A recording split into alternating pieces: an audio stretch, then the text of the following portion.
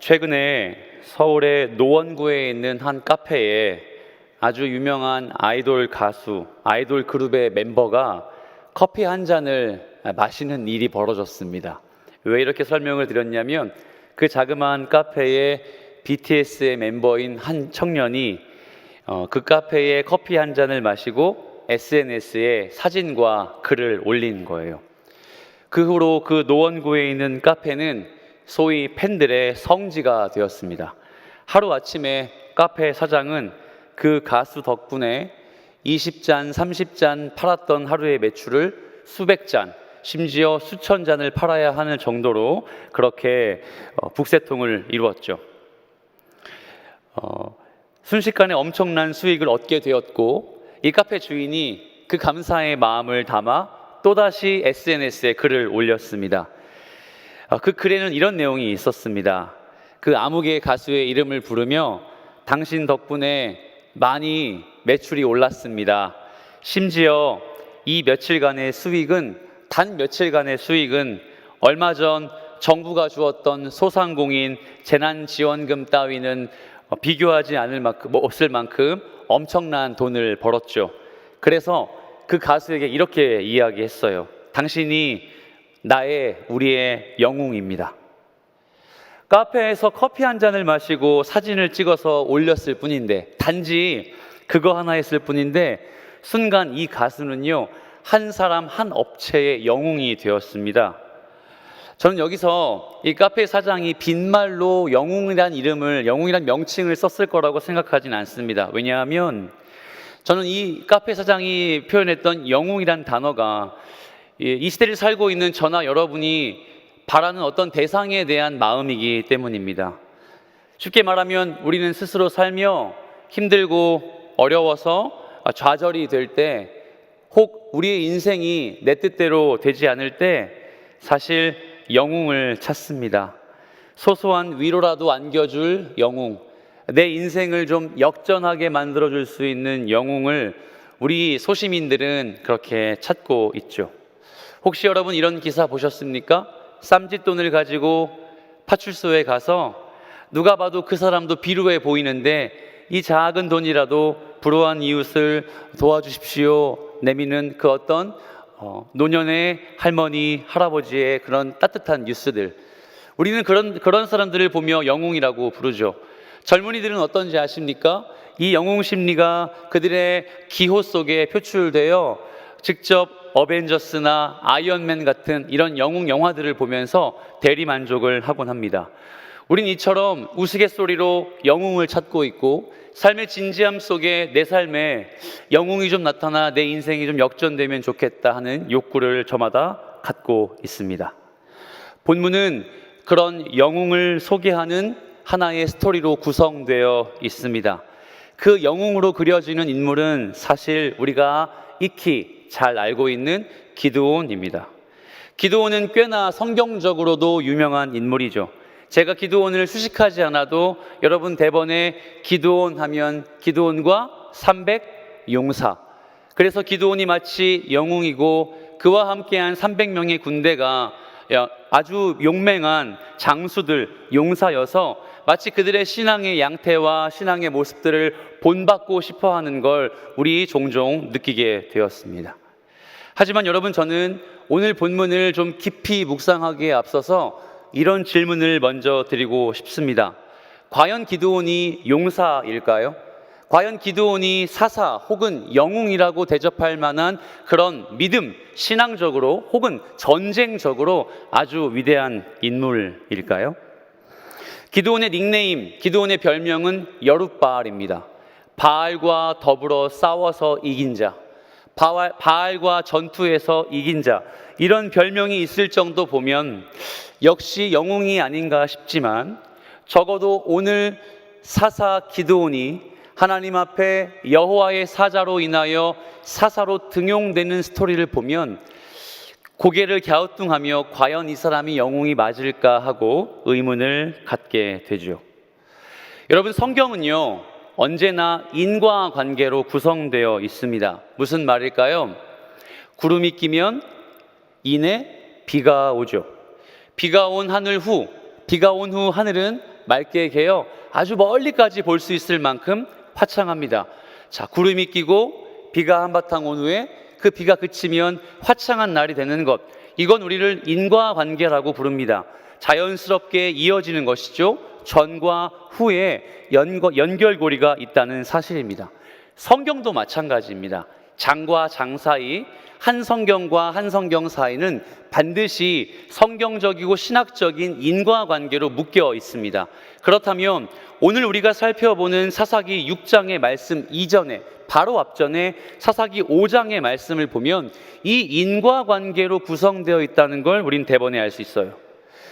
사사기 5장은 드보라, 여자 사사 드보라와 그의 군대 장관 바락의 승전가, 찬송가로 구성되어 있습니다. 제가 이전에 말씀을 나누었을 때 언급한 적이 있지만 꼭 그 스토리를 알지 못해도 예상해 볼 수 있을 것 같아요. 드보라는 사사입니다. 바락은 군대 장관이죠. 그런데 이들의 전쟁의 스토리의 진정한 승리자가 누구였죠? 야엘이라는 한 여인이었습니다. 장수도 아니었고 사사도 아닌 한 여인에 의해서 이스라엘을 압제했던 군사들이 다 멸절되었죠. 그래서 드보라와 바락이 노래합니다. 어떻게 노래했죠? 야엘을 찬양했을까요? 그렇지 않습니다. 야엘이라는 비루한 여인을 통해 구원하시는 하나님의 전쟁을 격려하고 축복했습니다. 그 하나님의 전쟁을 찬송했어요. 하나님이 전쟁을 시작하셨고 하나님이 전쟁을 이끌어 가셨고 하나님이 전쟁에 승리하셨다. 하나님이 처음부터 마지막까지 이 전쟁을 다 하셨다. 이렇게 고백한 게 바로 드보라와 바락의 승전가 노래입니다. 만약 성경이 제 언급과 같이 인과관계로 구성되어 있다면 드보라에서 기드온으로 사사의 명칭이 바뀌었지만 하나님이 처음부터 마지막까지 다 하신다는 가장 용맹한 군사이자 사사란 사실은 변함이 없어야 하겠죠. 종종 우리는 성경을 보며 하나님 이외에 다른 곁가지들을 주목하게 됩니다. 무슨 말일까요? 성경의 주인공은 하나님이시죠. 그 하나님이 육체로 오신 예수 그리스도의 십자가가 성경의 주제입니다. 하지만 우리는 간혹 성경을 볼 때 그 하나님 이외의 성경의 인물과 그들의 행적에 주목하게 돼요. 하지만 그것은 결코 하나님보다 앞설 수 없어요. 우리가 기드온을 닮아야 하는 이유보다 하나님을 닮아야 하는 이유가 더 자명한 것이죠. 우리가 오래전부터 배웠던 온니엘, 에훗, 드보라와 같은 사사, 혹은 여러분 아시다시피 모세, 아브라함, 다윗과 같은 인물들을 배운 것보다 누구요? 하나님을 아는 것입니다. 하나님의 뜻을 배우는 것이 성경의 진리이고 어떠한 인물도 하나님의 그 이름보다, 존재보다 앞설 수 없습니다. 그렇다면 오늘 본문에 소개되는 기드온도 누구보다요? 하나님보다 앞설 수 없겠죠. 이 본문에서 무엇을 이야기하는지 깊이 한번 들어가 보겠습니다. 6장 1절입니다. 첫 구절이죠. 우리 큰 소리로 한번 읽어 주실까요? 시작.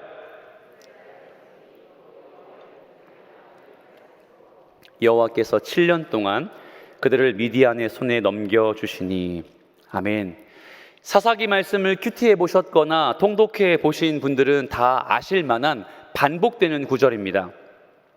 이스라엘이 또 여호와의 목전에 어떻게 했다? 악을 행했다. 사사기는 단순한 책입니다. 자, 한번 보십시오. 이스라엘 백성들이 아주 평안했습니다. 평안하면 하나님 앞에 죄를 짓죠. 왜요? 등 따숩고 배부르니까 게을러 하나님을 예배하는 걸 포기하고 우상을 숭배하기 시작합니다. 그것이 죄가 되어 하나님은 이방의 민족의 손에 이 이스라엘을 붙여 그들을 괴롭게 하셨어요. 그 괴롭게 하심을 보고 이스라엘 백성들이 부르짖을 때 늘 누구를 보내셨죠? 사사를 보내십니다. 그 사사의 활동으로 인해 또 평안해지죠. 평안해지면 또 뭐합니까? 죄를 짓죠. 이 패턴이 계속해서 반복되고 있는 첫 번째 구절이 뭐냐면요, 이스라엘이 또 여호와의 목전에 악을 행하였으므로.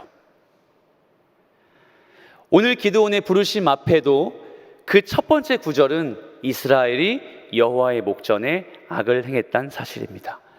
여러분 상상해 볼까요? 이들이 어떤 죄를 지었을까요? 저나 여러분처럼 남을 미워하는 죄, 남을 뒤에서 험담하는 죄, 게으른 죄, 이런 죄를 지었을까요? 그렇지 않습니다. 당시에 이스라엘 백성들이 지었던 죄는 사실 너무도 단순했습니다.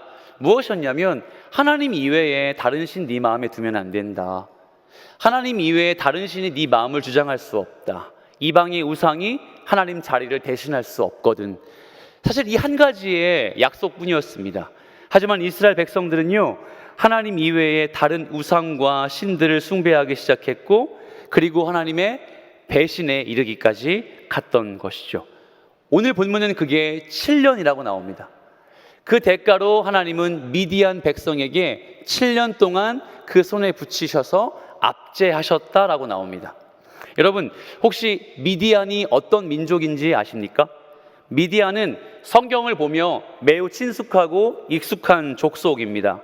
왜냐하면 첫 번째, 아브라함의 후처 그두라가 미디안 사람이기 때문이고요. 두 번째, 모세가 40년 동안 광야에 가죠.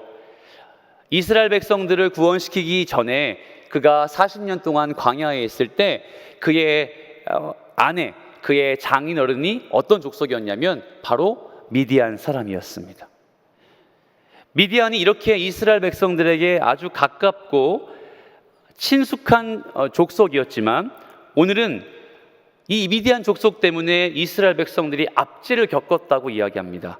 자, 그 압제가 어떤 내용일까요? 한번 2절 말씀을 통해 확인해 보면 좋겠습니다. 자, 함께 읽어보겠습니다. 시작. 미디안의 손이 이스라엘을 이긴지라.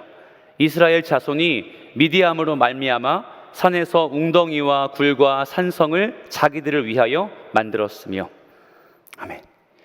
이스라엘 백성들이 살고 있었던 가나안 땅, 그 가나안 땅에 가기 위한 한 강을 건너야 했습니다. 그 강의 이름은 요단강입니다. 요단강 반대편에 살았던 미디안 족속이 이스라엘 백성들을 압제하기 위해 요단강을 건너왔습니다. 가나안 땅에 와서 이스라엘 백성들을 괴롭혔어요. 그런데 2절 말씀을 보십시오. 어떻게 괴롭혔다고 나오죠? 미디안으로 말미암아 산에서 웅덩이와 굴과 산성을 자기들을 위하여 만들었으며. 어떤 뉘앙스처럼 그려지세요? 미디안이 우리가 살고 있는 지역을 몰아내서 우리 이스라엘 백성이 굴과 산성을 지어서 거기 모여 살기 시작했다. 그런데 여기 보십시오. 웅덩이라는 단어 보이세요? 이 웅덩이라는 단어가 사실 의역된 표현입니다. 이 웅덩이라는 뜻은 동물들이 사는 지역이에요. 동물의 터, 동물들이 잠자리로 삼는 지역. 무슨 말입니까? 이스라엘 백성들이 지금 살 곳, 자기들이 먹을 것, 자기들이 입을 것, 가장 기본적으로 보장받고 싶었던 삶의 욕구를 미디안 백성들에 의해서 빼앗겨 버리게 된 거예요. 여러분, 이 점은 정말 중요합니다. 우리가 신앙생활을 하며 예수 믿으며 유행을 구하지 않습니다. 남보다 잘 되고 싶고 남보다 더 잘 나가고 싶고 예수 믿지 않는 사람보다 더 위대한 삶을 살고 싶은 게 우리의 기도의 제목이 아니라, 사실 여러분 공감하지 않습니까? 그저 남만큼 살고 싶고 남보다 뒤처지지 않게만 의식주 그냥 자족하며 살고 싶고, 내 건강 그리 오래 살지 않더라도 사는 만큼 건강하게 주의 일 하다 가고 싶고, 내 자녀들 남 부끄럽지 않게 좋은 학교, 좋은 직장, 무엇보다 예수 잘 믿는 삶으로 귀결되는 걸 바라지만, 여러분 이게 안 됐을 때 우리 어떤 마음을 갖게 되죠? 우리의 믿음이 송두리째 흔들리게 됩니다. 지금 이스라엘 백성들은요, 아주 거대한 유혹, 아주 힘든 유혹을, 아주 큰 압제를 겪고 있지 않습니다. 가장 기본적으로 살아야 할 집을 빼앗겼고 가장 기본적으로 누려야 할 음식과 의복을 빼앗겼습니다. 남들보다 잘 되고 싶은 것이 되지 않아 하나님을 원망하는 것이 아니라, 하나님은요, 이 이스라엘 백성들의 신앙적 민낯을 파헤치기 위해서 미디안의 손에 이스라엘을 붙여 그들의 살 곳을 빼앗아 버린 거예요. 사랑하는 성도 여러분, 우리가 예수 믿고 신앙생활하는 여정을 살 때에 이 점의 유혹을 꼭 이겨내시길 축복합니다. 여러분, 우리가요, 가장 삶에 귀한 것 혹은 가장 삶에 얼마 겪지 않을 만큼 대단한 것을 잃어버릴 때 믿음을 상실하나요? 저는 그렇지 않다고 생각해요. 그냥 자족하고 싶은데 그냥 좀 소소하게 살고 싶은데, 그냥 좀 예수 잘 믿으며 내 인생 평탄하게만 살아도 주님 참 행복하게 경배하고 예배할 수 있을 것 같은데, 그것이 무너질 때 신기하리만큼 우리의 신앙도 주저하게 됩니다. 하나님을 향한 우리의 신뢰도 바닥을 치게 돼요. 여러분, 이스라엘이 지금 그 일을 겪고 있는 거예요. 그동안에 이방의 백성들은 칼과 창으로 목숨을 빼앗아가는 전쟁을 했습니다. 기억나십니까? 에훗, 온니엘, 그리고 드보라가 그랬죠. 하지만 미디안 백성들은 지금 무엇하고 있냐면요, 그냥 먹을 것, 입을 것만 빼앗겼어요. 삶의 가장 기본적인 욕구를 하지 못하게 만들었는데요, 이들이 지금 어떻게 하고 있습니까? 부르짖고 있습니다. 아주 부르짖으면서 하나님을 찾고 있다는 걸 볼 수 있어요. 제가 질문해 볼게요. 이 부르짖음이 어떤 부르짖음일까요? 이들이 지금 하나님, 이제 비로소 깨닫게 되었습니다. 제가 회개합니다. 빨리 입을 것, 먹을 것, 내가 살 것 좀 돌려주십시오. 이 미디안 좀 없애버려 주시고, 하나님 제가 잘못했습니다. 저희 용서해 주시고 다시 한번 기회를 주십시오. 잘못했습니다. 싹싹 빌며 회개하는 것처럼 보이십니까? 이들은 지금 부르짖고 있습니다. 이 말은 히브리어 원문을 보면 힘들어 죽겠다. 하나님은 어디 있는지 나를 돌아보시지 않는 것 같아. 왜 이렇게 잘 살고 싶지만 나의 가장 힘든 걸 건드리시는 거야? 나 그냥 너무 힘들어 미칠 것 같아. 이들은 투정하고 있고 부르짖고 있고 탄식할 뿐입니다. 죄를 고백하고 회개하여 비는 게 아니라 힘들다고 눈물 흘리면서 그냥 애걸복걸 하고 있다는 거예요. 상상해 보세요. 하나님, 눈이 있으시거든 우리를 좀 보십시오. 우리 너무 힘듭니다. 하나님, 귀가 있으시거든 제 부르짖음에 좀 귀에 들어주십시오. 이렇게 주님의 자녀가 아프다고 하는데 무엇 하시는 겁니까? 어쩌면 이스라엘 백성들은요, 가장 필요한 회개를 거두고 그저 이 상황과 환경을 탓하며 울고 탄식하고 부르짖고 있었을 뿐입니다. 그래서 이 부르짖음 후에 하나님은 반복적인 조치를 해 오셨습니다. 누가 이제 짠 하고 등장해야 할까요? 사사죠. 하나님은 이 타이밍에 언제나 사사를 선택하여 그들을 보호하셨습니다. 하지만 오늘 본문은 참 이상합니다. 사사가 나올 법도 한데 하나님이 이제 이들의 부르짖음을 들으시고 사사를 보내실 법도 한데 그렇지 않아요. 누가 등장하죠? 선지자가 나옵니다. 선지자가 나타나 하나님의 음성을 그대로 전달해 주고 있습니다. 이 선지자는 어떤 사람인지, 이름이 뭔지, 어떤 족속인지 전혀 정보가 제공되지 않고 있습니다. 하지만 이 선지자가 한 말을 보면 왜 하나님이 사사를 보내지 않으시고 선지자를 먼저 보내셨는지 우리는 충분히 알 수 있습니다. 자, 10절 말씀을 함께 읽어보겠습니다. 시작.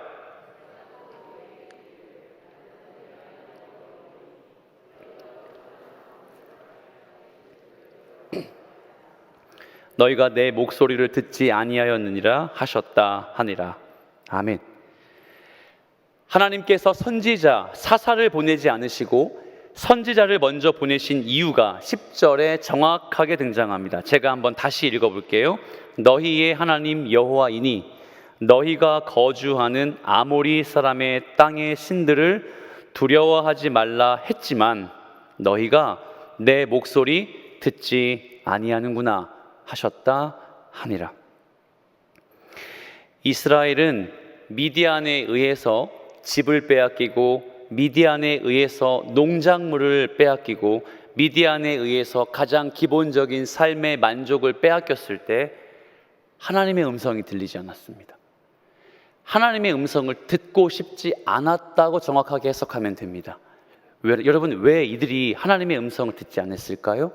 하나님의 음성보다 자기가 빼앗긴 삶의 불만족이 더 커 보였기 때문이죠. 지금의 처한 현실을 피하고 싶은 게 자기의 가장 큰 우선순위였지 주님 한 분만으로 만족하는 신앙 고백은 자기의 아픔과 압제 속에, 고통 속에 온데간데 없었기 때문입니다. 그들은 이 지옥 같은 상황을 탈피하고만 싶었습니다. 하나님의 음성엔 관심이 없고 하나님의 뜻은 전혀 그들의 우선순위가 아니었죠. 제가 시간상 6절 말씀을 읽어보진 못하겠지만 이들이 얼마나 궁핍했는지 그들의 궁핍함을 보시고 라는 이 궁핍함의 단어가 나오는데요, 이 부분도 좀 우리가 진지하게 묵상해 볼 필요가 있어요. 왜냐하면 이 궁핍함이라는 단어의 히브리어 원문을 보면 가난하다, 돈이 없다, 못 먹었다 이런 뜻의 궁핍함이 아니라 비참하다 뜻입니다. 비참하다.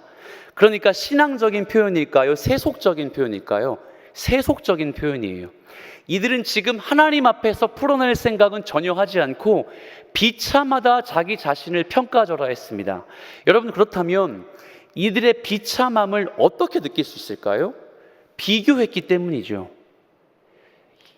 내가 없는 것 갖고 있는 그 대상을 비교했고 나의 것을 빼앗아가는 미디안을 비교했으며 내 것을 다 앗아가는 다른 민족을 비교했기 때문에 자기 자신의 비참함을 그렇게 주님 앞에 토로할 수밖에 없었습니다. 사랑하는 성도 여러분, 누군가 세상과 비교해 우리 자신이 비루해 보이고 나 자신이 비참해 보일 때 사실 종종 있지 않습니까? 이 자리에 청년들이 몇몇 있는데요, 청년들에게 설교하고 이런 말씀을 묵상하고 나면 대부분 다 동일한 고백을 합니다. 목사님, 그 누구보다도 제가 제일 비참한 것 같아요. 세상에서 난다 긴다 하는 친구들은 지금도 자기 개발하고 학원에 다니며 좋은 직장을 꿈꾸며 나가는데 저는 금요일, 토요일, 주일, 수요일, 그리고 새벽 예배, 훈련 이런 거 한다고 제가 세상에서 잘 되는 것은 다 뒤로 미루고 이렇게 교회 일만 집중하다 보니 제가 참 비참하다 생각이 듭니다. 이런 표현을 종종 듣게 됩니다. 여러분, 이 말이 바로 내가 처한 상황 때문에 하나님의 음성이 들리지 않는다는 사실입니다.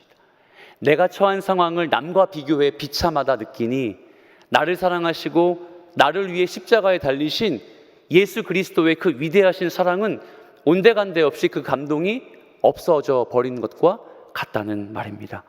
여러분, 축복합니다. 우리가 가장 힘들고 가장 기본적인 불만족을 가지고 살아갈 때 하나님이 우리와 함께 하십니다. 왜죠? 우리 스스로 아무것 할 수 없는 우리의 비참함을 그제서야 비로소 알게 되기 때문입니다. 이스라엘 백성들의 이 영적인 민낯을 보며 우리가 반면교사 삼으시길 축복합니다. 이렇게 선지자가 지난 후로 하나님은 사사를 드디어 세우십니다. 앞서 설명해 드렸던 것처럼 이 사사의 이름은 여러분 잘 아시는 기드온입니다. 자, 이제 기드온의 사사 등용문을 함께 볼 텐데요, 어떻게 이 사람이 사사가 되었는지 깊이 한번 묵상해 보고 말씀을 정리해 봅시다. 자, 11절과 12절, 13절 세 구절의 말씀을 천천히 읽어 볼 텐데요, 제가 11절, 여러분 12절, 13절 함께 읽어 보겠습니다. 여호와의 사자가 아비에셀 사람 요아스에게 속한 오브라에 이르러 상수리 나무 아래에 앉으니라. 마침 요아스의 아들 기드온이 미디안 사람에게 알리지 아니하려 하여 밀을 포도주 틀에서 타작하더니.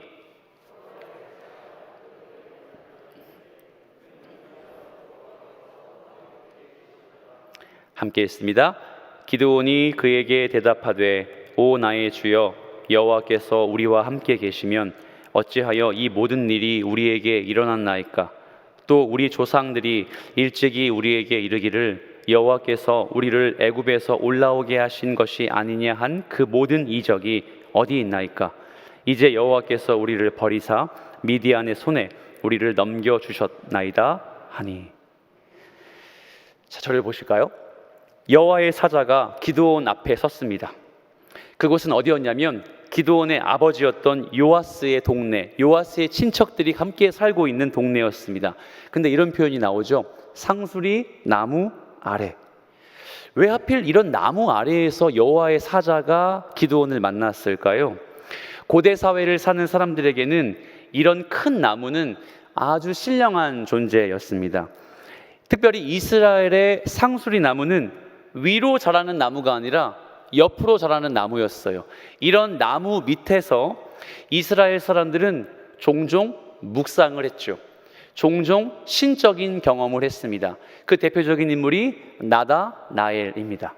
빌립의 친구였던 나다나엘이 하나님을 묵상했던 장소가 이 나무 밑에였던 걸 본다면, 고대 사회를 사는 기드온과 같은 사람들은 분명 신적인 욕구, 하나님에 대한 자기의 마음을 토로하기에 부족함이 없었다는 걸 알 수 있습니다. 그런데 11절에 흥미로운 사실이 하나 있죠. 기드온이 이 여호와의 사자를 만난 후로 아비에셀 사람 요아스에 속한 오브라에 이르러 상수리 나무 아래 앉았을 때, 이때 요아스의 아들 기드온이 뭐 하고 있었느냐 보이십니까? 미디안 사람에게 알리지 아니하리 하여 밀을 포도주 틀에 타작하더니. 이 앞뒤가 맞지 않는 문장이 보이세요? 타작마당이란 밀과 보리와 같은 곡식을 타작하고 그 공동체가 나누어 갖는 교제의 장입니다. 자, 그렇다면 여러분, 타작마당은 넓을까요? 좁을까요? 상당히 넓겠죠. 아무래도 동선동 주민들이 다 와서 우리가 수확한 밀, 보리를 다 타작하고 가족마다, 족속마다 가지고 간 거예요. 그때 그것만 배급받아 가는 게 아니라 서로 교제하고 하나님을 고백하고 하나님이 이 곡식 주신 것을 찬양하는 자리가 타작마당이었어요. 그런데 기드온이 이 타작을 타작마당이 아닌 어디서 하고 있습니까? 사진을 좀 보겠습니다. 지금 보시는 그림이 바로 포도주를 만드는 포도즙 틀입니다. 기드온은 타작마당에서 곡식을 나누는 타작일을 하지 않고 바로 저기에서, 저 작디 작은 포도주 틀에서 타작을 하고 있었던 거예요. 여러분이 보시는 파란 물이 바로 포도를 짜서 나오는 액체이고, 그걸 발로 으깨서 내리면 저 까만 두 개의 웅덩이 보이시죠? 거기에 타고 나와 그 웅덩이에 포도즙이 넘치게 됩니다. 그걸 퍼서 보관하면 숙성이 되겠죠? 그럼 우리가 알고 있는 포도주가 되는 거예요. 자, 이 아이러니한 사실을 한번 우리가 묵상해 보겠습니다. 왜 기드온은 곡식을 타작마당에서 타작하지 않고 포도주 틀에서 했을까요? 성경이 그 힌트를 주고 있죠. 미디안 사람에게 알리려 하지 아니하여. 그는 미디안 사람이 두려웠습니다. 미디안 사람이 볼까봐 무서웠고, 타작마당에서 이 일을 꾸미기엔 그들이 식주를 가져가는 걸 뻔히 알았기 때문에 기드온조차도 이 타작한 농작물을 빼앗길까봐, 이 타작한 농작물을 갈취당할까봐 그게 두려워 사람들이 적게 모이고 아무도 주목하지 않는 포도주 틀에 가서 이 타작일을 했던 겁니다. 그런 기드온에게, 그런 비루하고 겁에 질려 있는 기드온에게 상수리 나무 밑에 있는 여호와의 사자가 이렇게 이야기합니다. 기드온, 너는 큰 용사다. 너는 큰 용사요. 여러분, 이쯤 하면 정말 우리의 이성으로는 이해가 되지 않습니다. 우리가 만약 기드온이라면 우리의 감정 상태가 지금 어떨까요? 상당히 불안하고 두렵습니다. 미디안 사람이 내가 타작한 걸 빼앗아갈까 봐 두렵고, 이걸 발각되면 내 목숨이라도 빼앗길까 봐 무서운데, 여호와의 사자가 와서 나에게 이렇게 이야기하는 거예요. 너는 큰 용사야. 12절 말씀이죠. 여호와의 사자가 기드온에게 나타나 이르되 큰 용사여, 여호와께서 너와 함께 계시도다 하매. 많은 성도님들이 이 본문을 보며, 그래, 역시 기드온처럼 믿음이 좋아야 돼, 기드온처럼 당당하게 예수 믿어야 큰 용사가 될 수 있어 라고 할 수 있겠지만, 애석하게도 이 문장의 히브리어 원문을 보면 이런 의미가 아닙니다. 바로 이와 같아요. 기드온, 당신은 오로지 여호와와 함께 있어야지만 큰 용사가 됩니다. 기드온이여, 여호와께서 너와 함께 하시기 때문에 네가 큰 용사야. 바꿔 말해보죠. 기드온, 너에게 하나님이 없으면 너는 아무것도 아니야. 사랑하는 여러분, 기드온은 지금 아주 무시당하고 있는 거예요. 왜요? 기드온 자신에게 어떠한 용맹함도, 기드온 자신에게 어떠한 능력도 발견할 수 없기에 여호와의 사자가 이런 말을 하는 겁니다. 너에게 여호와만이 큰 용사를 만들어줄 수 있는 유일한 힘의 근원이야. 그러므로 여호와 하나님과 동행하기를 절대 포기하면 안 된다. 사랑하는 성도 여러분, 사랑하는 믿음의 선배 여러분, 우리가 우리의 어떠함과 우리의 능력으로 우리 자신을 평가할 때마다 방금 우리가 배웠죠. 늘 비천하고 비루합니다. 내 자신의 그 무엇도 주장하고 내세우기엔 아무것도 유익한 게 없죠. 하지만 우리 성도는 이것 하나만으로 충분합니다. 우리의 존재는 하나님이 보증하시고 우리의 존재는 여호와의 함께하심으로 말미암아 여전히 강력하다. 여러분 이 사실을 믿으시길 축복합니다. 그래서 우리가 주님을 뭐라고 부르죠? 나와 함께하시는 주님 임마누엘. 말씀을 정리합니다. 하나님께서 기드온을 선택하셔서 임마누엘 하시겠다고 약속하셨습니다. 자, 이제 기드온에겐 한 가지만 남았죠. 함께 하시는 하나님을 누리는 거예요. 나와 함께 하시는 하나님을 기뻐하는 거죠. 근데 참 애석하게도 우리 같아요. 기드온도 우리 같아요. 왜 그러냐면요, 13절로 눈을 돌려보겠습니다. 기드온이 그에게 대답하되 오 나의 주여, 여호와께서 우리와 함께 계시면 어찌하여 이 모든 일이 우리에게 일어났습니까? 또 우리 조상들이 일찍이 우리에게 이르기를 여호와께서 우리를 애굽에서 올라오게 하신 것이 아니냐 한 그 모든 이적이 어디 있습니까? 이 말은 즉슨 저 못 믿겠습니다. 만약 여호와께서 임마누엘 하신다면 내 꼬라지 왜 이 모양입니까? 만약 하나님이 살아계시다면 나 성도 왜 이렇게 비천하게 살 수밖에 없는 것이죠? 오히려 기드온은 아멘, 제가 사사로 큰 용사로 이 민족을 하나님과 함께 구원하겠습니다 라고 밝히지 않고 그는요 하나님을 부인했습니다. 그리고 부인한 것뿐만 아니라 원망했습니다. 하나님을 탓하기 시작했고 하나님의 능력이 어디 있냐고 완벽히 부인했습니다. 이게 바로 기드온의 민낯이며 우리 신앙의 자화상 아닐까요? 사랑하는 여러분, 하나님이 함께 하시는 것 우리가 순종하고 우리가 수용하지 않으면 아무 의미 없는 거겠죠. 하나님이 함께 하시는 임마누엘의 능력을 이 교회 공동체에서 우리가 누릴 수 없다면 그건 우리에게 아무 유익이 될 수 없습니다. 가만히 보니 기드온의 이런 거절, 기드온의 이런 원망이 한 사람을 연상하게 합니다. 혹시 누가 떠오르세요? 주님, 저는 싫습니다. 저는 못합니다. 주님이 살아계시면 저기 저 다른 사람을 보내십시오. 바로 출애굽기의 모세입니다. 모세가 40년의 광야 생활을 끝나고 호렙산 떨기나무 불꽃 아래 여호와를 직면하고 여호와의 명령에 순종하기를 요청받습니다. 근데 어떡하죠? 하나님, 저 못해요. 네가 하는 것 아니다. 내가 할게. 좋습니다. 그런데 저는 못해요. 저 말도 못하고요. 아주 둔하고요. 어리석어요. 괜찮아. 내가 아론을 붙여줄게. 괜찮아. 내가 너와 함께 나의 일을 진행할게. 그렇지만 이 모세는 끝까지 5번을 거절하고 순종하죠. 그리고 어떻게 되죠? 이제 그 순종 후에 모세는 나와 함께 출애굽하자 할 일만 남았지만 어떤 일이 벌어집니까? 할례 사건. 그쵸? 모세가 죽을 위기에 처합니다. 저는 이 본문을 볼 때마다 참 아리송합니다. 하나님 참 괘씸하시지. 그렇게 5번이나 설득하시고 모세가 이제 하겠다고 했으면 좀 영적인 좌판을 딱 깔아주셔서 모세가 쓰임받게 하시면 참 좋으련만 왜 거기서 모세를 죽이시는 걸까요? 그건 한 가지 이유죠. 그건 바로 여전히 하나님이 없으면 아무것도 할 수 없다는 걸 또 한 번 경험하게 만드시기 위해서였죠. 오늘 기드온의 경우도 이 모세의 경우와 아주 흡사합니다.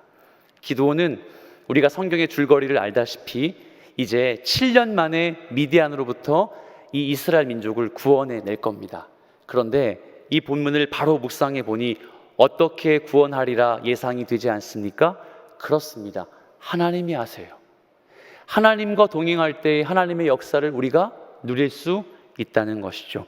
본문을 정리하고 말씀을 마무리하며 우리 이 임마누엘을 기억하시길 축복합니다. 우리 하나님 없으면 아무것도 아닙니다. 우리 모두 하나님의 동행하심 없으면 아무 존재 될 수 없습니다. 그래서 하나님, 우리의 인생에 하나님이 정하신 하나님의 계획을 이루어 주십시오. 그리고 그 일이 이루어질 때 나 말고 저 말고 하나님 홀로 영광 받아 주십시오. 이 신앙의 고백의 연속선상을 걸어가시는 여러분 되시길 살아계신 예수 그리스도의 이름으로 축복합니다. 아멘.